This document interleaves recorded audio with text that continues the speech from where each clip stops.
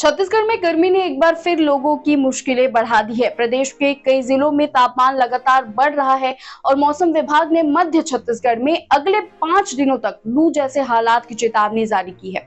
मंगलवार को Bilaspur 43.4 degree Celsius के साथ प्रदेश का सबसे गर्म शहर रहा, जबकि रायपुर में तापमान 31.9 डिग्री दर्ज किया गया। मौसम विभाग के मुताबिक आने वाले 4 दिनों में तापमान 2 से 3 डिग्री तक और बढ़ सकता है। आसमान साफ रहने की वजह से धूप की तपिश और ज्यादा महसूस हो रही है। दोपहर होते ही सड़कों पर सन्नाटा नजर आने लगा और बाजारों में भी भीड़ कम दिख रही है।